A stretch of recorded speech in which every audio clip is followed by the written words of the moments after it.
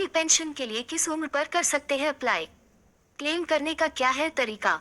EPFO members जो 10 साल या इससे ज्यादा समय तक प्रोविडेंट फंड में निवेश कर चुके हैं वो एप स्कीम के तहत पेंशन प्राप्त करने के अधिकारी हो जाते हैं।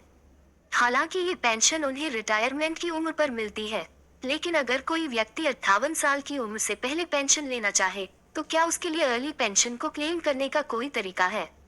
तमाम लोगों के मन में ये सवाल होता है, लेकिन उन्हें इसका जवाब नहीं पता। आइए आपको बताते हैं अर्ली पेंशन के लिए कब कर सकते हैं अप्लाई। अगर आप ईपीएफओ से पेंशन पाने योग्य हैं और आपकी उम्र 50 साल से 58 साल के बीच है, तो ही आप अर्ली पेंशन के लिए अप्लाई कर सकते हैं। लेकिन आपकी उम्र 50 साल से कम है, तो आप पेंशन के लिए क्लेम नहीं कर सकते। ऐसे में नौकरी छोड़ने के बाद आपको केवल ईपीएफ में जमा किया हुआ फंड ही मिलेगा।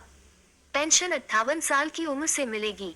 अर्ली पेंशन लेने के लिए आपको कॉम्पोसाइट क्लेम फॉर्म भरना होगा और अर्ली पेंशन के लिए फॉर्म 10D का ऑप्शन सेलेक्ट करना होगा। कितनी मिलेगी पेंशन? यहाँ आपको एक बात और समझ लेनी चाहिए कि आप 58 साल की उम्र से जितने पहले पेंशन के लिए अप्लाई करेंगे, आपको पेंशन उतनी कम मिलेगी। नियम के अनुसार हर साल के लिए 4% की दर से पेंशन घटकर मिलती है।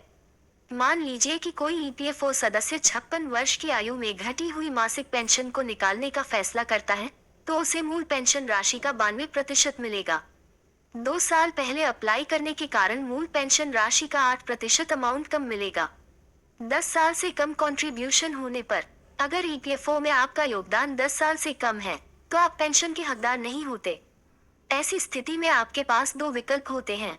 पहला, अगर आप नौकरी नहीं करना चाहते हैं तो आप पीएफ की रकम के साथ पेंशन की रकम की भी निकासी कर सकते हैं।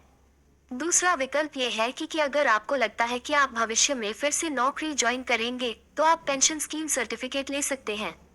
ऐसे में आप जब भी नई नौकरी को ज्वाइन करेंगे, तो इस सर्टिफिकेट के जरिए पिछले पेंशन अकाउंट को नई नौकरी में जुड़वा सकते हैं। इससे नौकरी की 10 साल अवधि में जितनी कमी है, उसे अगली नौकरी में पूरा कर सकते हैं और रिटायरमेंट की उम्र में पेंशन पाने के हकदार बन सकते हैं।